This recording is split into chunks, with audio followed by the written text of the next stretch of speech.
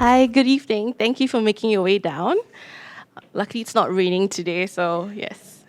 All right, so I'll probably just share a bit more about what do our arts librarians do, or what do librarians do in general. So we do research, curation, writing, reference inquiries, donor collection, book displays, collection maintenance, and translations, which is a whole list. And if we're looking at the arts, the three of us, and there's a bit more in our team, a few more in our team, and we do visual arts, we do performing arts, literary arts as well. So one of the things that we also do, as mentioned, would be things like book displays. So on your left, you have a picture of one of our earlier book display on Shakespeare last year. And on the right is basically one of the articles that Sundari has written for BiblioAsia. Okay, so we're going to talk about Singapore Place. If you entered in the first floor, the lobby, you would have seen this teaser that would be on the Singapore musicals, and the rest of the exhibitions on level 7 and 8. So do feel free to pop over after this talk. All right, so I'll be starting on the English language theatre. Yume will be looking at Chinese language, and then we'll end off with Sundari with Tamil language theatre. So I thought I'll start with a quote. So what we have here is actually a quote from one of the cultural medallion recipients, Max LeBlanc, and he shared this after, in the 80s, when there was a period of drought of theatre for a while in the 70s. So he shared that there was an urgent business, of the creation of a truly Singaporean theatre, a theatre by Singaporeans, about Singaporeans, for Singaporeans. Okay? So the emphasis is a lot about us, rather than something that we borrowed from the British or something that we adapted from elsewhere. So it's about creating something of ours, of our own. One of the things that we're going to do today is to help y'all to be more familiar with our collection, and also perhaps to think about how to start into researching about any sort of topic. So if we're researching into theatre, this is how I would start approaching sort of this. The world within, so you have playwrights, you have directors, you have actors and actresses, stage crew, theatre groups or companies, theatre critics, also very important in terms of giving feedback or advice on how to improve a particular piece of work, and also schools that might be involved in sort of promoting theatre. And then the last two would be what I call the world without, so the world outside, actually. So events or festivals that helped to promote, help to encourage people to partake or to even view, to go to these performances, yeah. All right, so we have primary materials in our collection, and what we have are manuscripts, which would be handwritten works, or you also would have typescripts, which would be a bit more familiar, I guess, for the English language collection, but for the Mandarin collection, there are a bit more manuscripts in terms of handwritten works. That's quite beautiful as well. So I'm sharing with you just a little snapshot of the late Dr. Gopo Singh's The Moon is Less Bright, and this is a typescript that's unpublished. So one of the things about theatre, if you do go to theatre, is you go to the stage, you watch the performance and then it's done. Most of these scripts are not published, at least back then, within the 50s to the 80s. It wasn't meant to be written for purchase to read back home. It was to be viewed on stage, to be performed. So it's important that we as the National Library, I guess, to collect these unpublished manuscripts. If not, it'll be forever lost in somewhere. I'm not sure where. Hopefully, if you have any, please come and donate any unpublished manuscripts that you had performed back in the 50s to the 80s. All right. One of the things I wanted to share with you also is just a note here. So if you see it's dedicated to his son, I'm sorry, the picture might not be too clear. It's dedicated to all those who farm and grow things, all those who toil, constructing with their labor, not for those who do not, those who merely talk. Now, this might not make sense for anyone who has not, read the play. So I'll just share a bit about what this play is about. This was it was written in 64, performed in 64. It's set, though, in the Japanese occupation.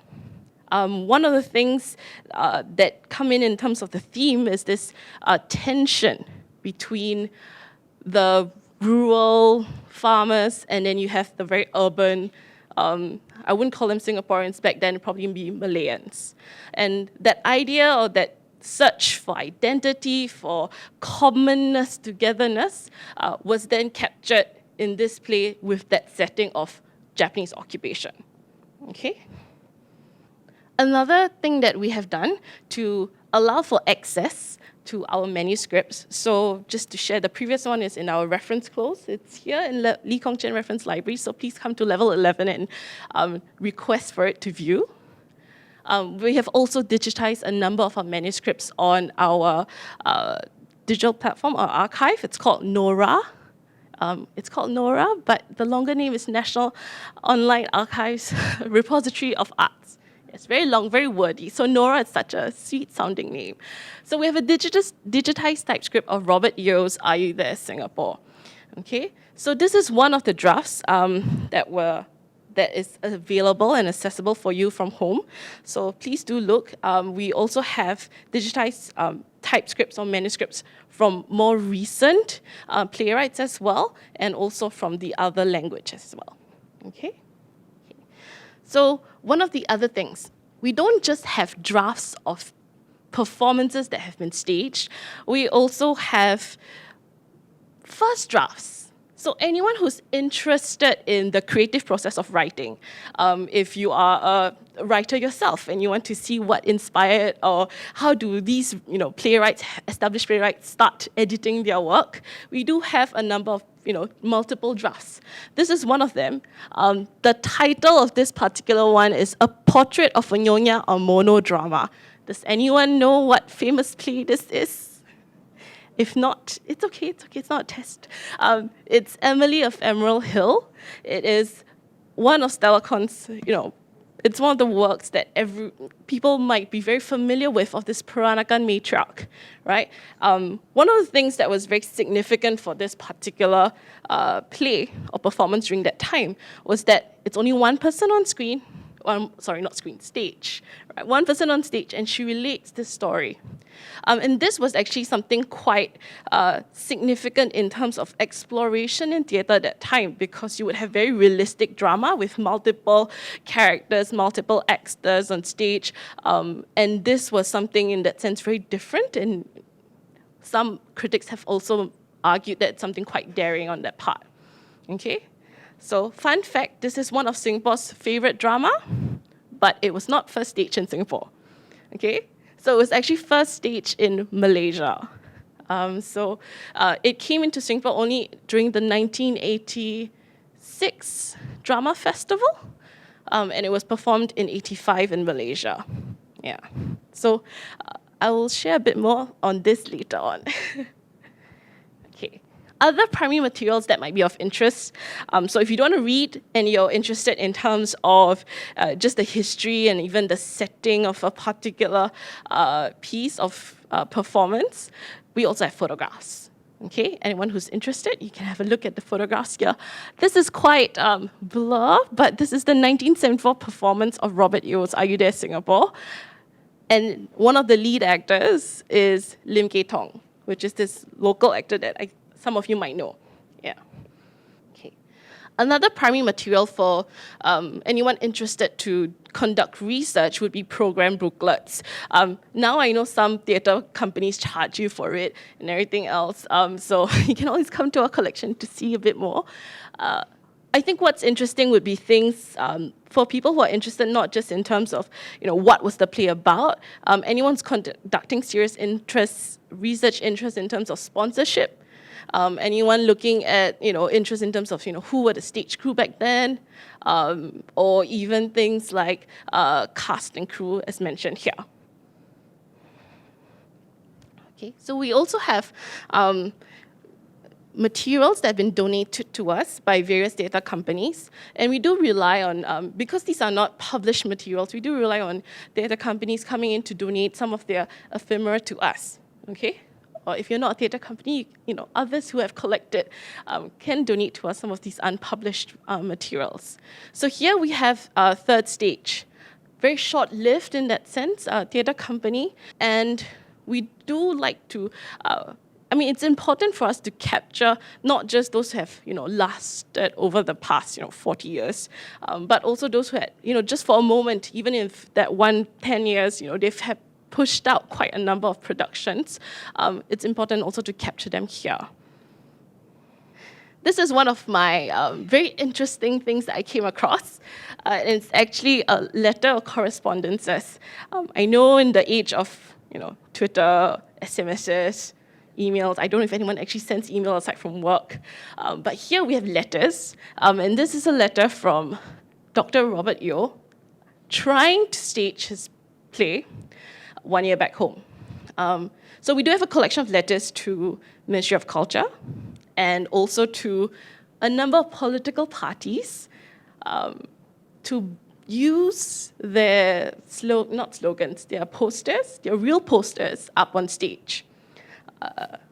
I think what was interesting for me was to see that exchange, to see, okay, what needed to be edited for it to be staged, which is quite interesting. Why couldn't this particular script be staged as it was?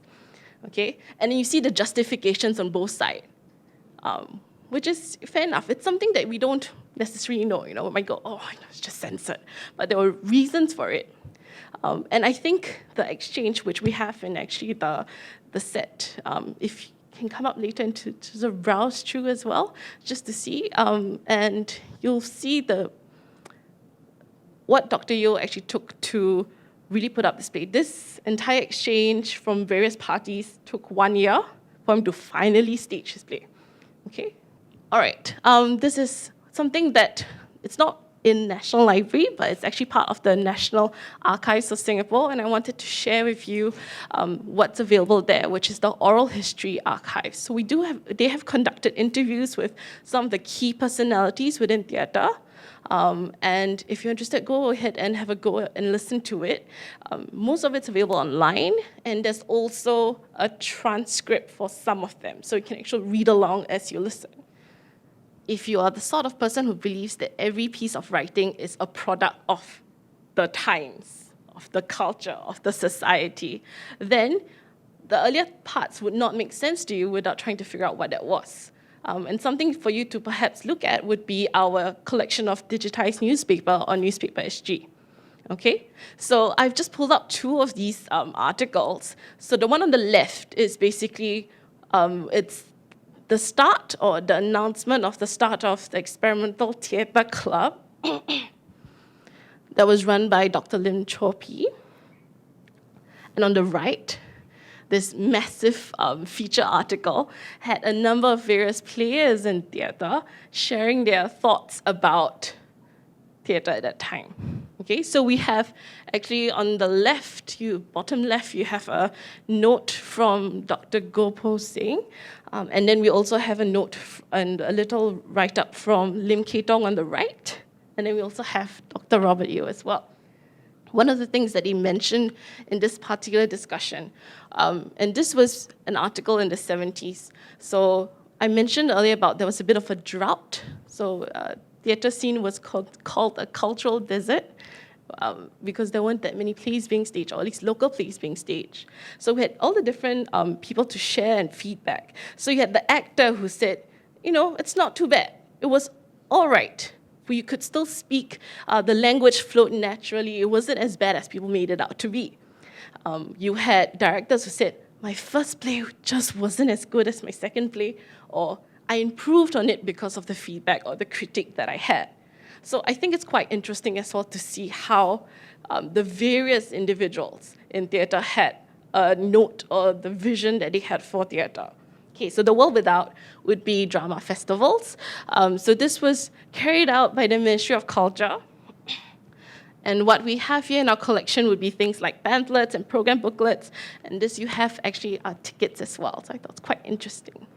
So drama festivals had basically different groups coming in to perform, whether they were amateur groups or whether they were school groups.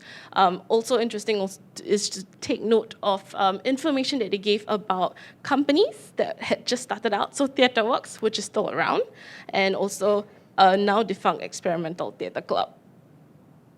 Okay, So one of the last few things I'm going to talk about is playwriting competitions. Also one of those things that was initiated to help this cultural desert to no longer be a cultural desert.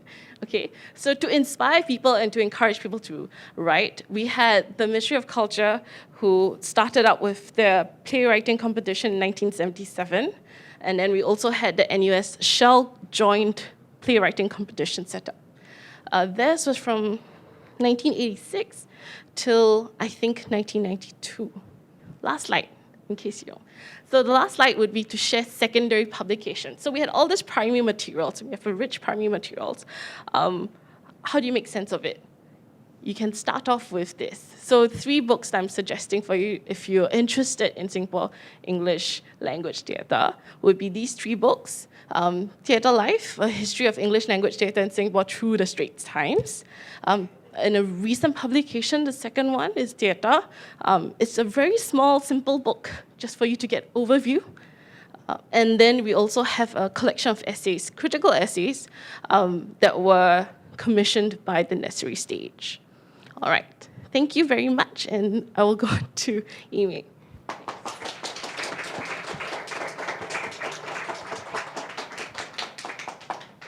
Okay. Good evening, ladies and gentlemen. Can you hear me from the back? All right. First of all, I must apologize that if you find my slides sounds too familiar with Nadia's, please pardon us, because the type of materials that we are working on is actually rather similar. So like the program booklets, manuscripts, and as well as some of the letters, the types are the same, but it's just as that for myself, I'm looking more at the Chinese theatre. Okay, so slightly different from Nadia's, I start with secondary materials first.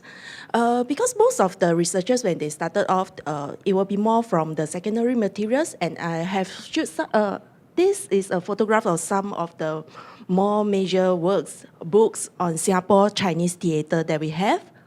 And then for these materials, the secondary materials, most of them are actually the research works by researcher academics, and that they actually give you an overview of what was the scene like of the particular topic that they are researching on. And that more often than none, they will actually point you to the various primary materials that are used by the researchers. So now next, when we come to the primary materials, National Library actually has a very large collection of primary materials on the Chinese theatre, and that over here, some of the examples will be like the manuscripts, and you can see it on, maybe I will use the cursor. So these are the manuscripts that are available in our collections, and then program booklets, posters, which I'm sorry I don't have it here, and sometimes you can see like even the notes written by the playwrights or the theatre directors, photographs. So here is an album of the photographs of the theatre, the plays, and newspaper articles as well as oral history interviews, and that they actually provide specific details on the plays. Just now, Nadia mentioned about the cast, like who's the sponsors, and that besides, it will also give details like the venue, the date of performance, and as well as the performing group. And for National Library, actually, most of our collection, all these primary materials, are actually from the donations by our various donors. So for the Chinese theatre, basically, it comes from the performing groups themselves, and then some of it is from the theatre practitioners, and last but not least, the collectors. So if we maybe we'll have some collectors or even like performing, like the theatre practitioners here with us.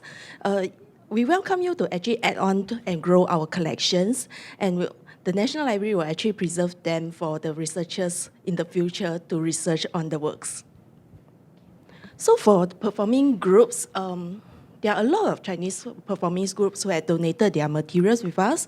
So over here I have just listed a few of them. And they are actually one of the more long-lasting ones in Singapore. So for example, the Arts Theatre of Singapore, Singapore Yilian Drama Society, Singapore Broadway Theatre, Singapore Children's Playhouse, but unfortunately Children's Playhouse has already disbanded. And that's for the photographs, program booklets, and sometimes they may even donate to us documents relating to the theatre productions. So for example, like the rehearsal schedule, and even for some of the scripts that they use during their rehearsals. And if you flick open those scripts, you can actually see the scribbles of the directors, and sometimes they will even change the lines that of the script. So from there, actually, you can see how, like, the director's point of view when he was directing the play, which can be quite different from the playwright's idea of that play. And that even for like different productions, as if you have like the different booklets of the scripts used by the playwrights and the directors, you can even see like even for the same play, there can be a very different ways of performing them. And next we have the theater practitioners, and over here, like for our literary pioneers, Ling Chen, Zhu Xu, they have also donated their collection, which includes the books, their own library. So for those books, if you look at them as a whole, you can see how they are influenced by some of the ideas, what are the kind of philosophy that have influenced their plays, and that, and also some of the earlier theater theories, and the kind of the books that they read, and the kinds of theories, philosophies that influences them.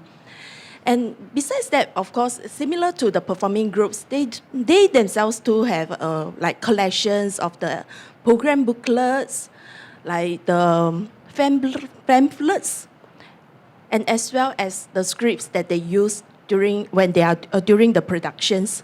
So all this actually gives us a lot of information about the play then. And last but not least, we are also very grateful to the collectors who have donated their collections of ephemeras and as well as books. The books, like although just now Nadia says that like publishing of scripts is not very common in the early days, but for the Chinese case, we do have a few, although not as common as it is now.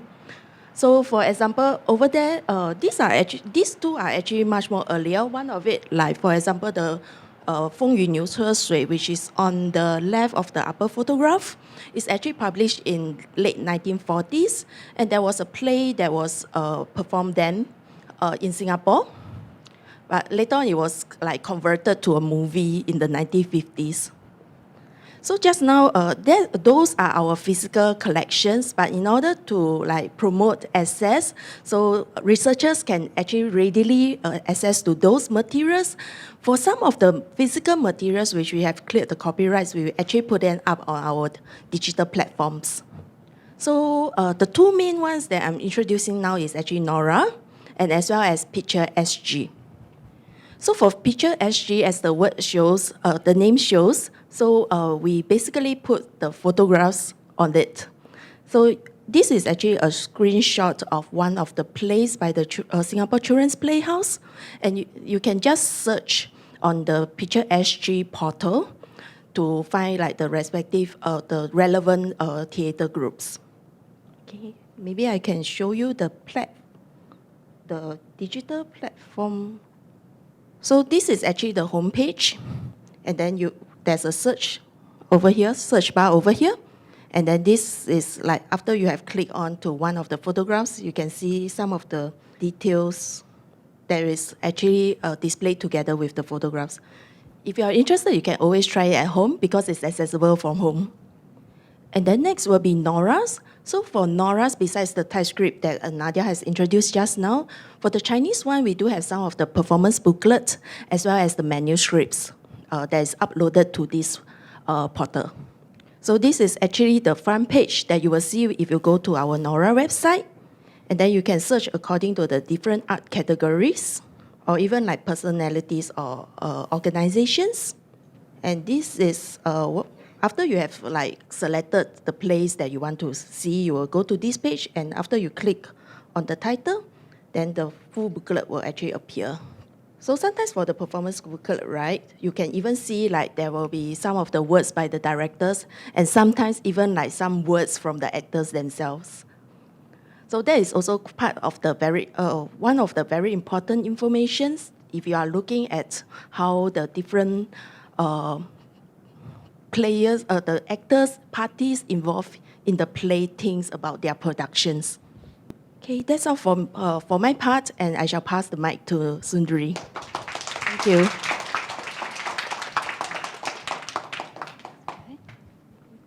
Good evening, everyone. Thank you for coming to the sharing session.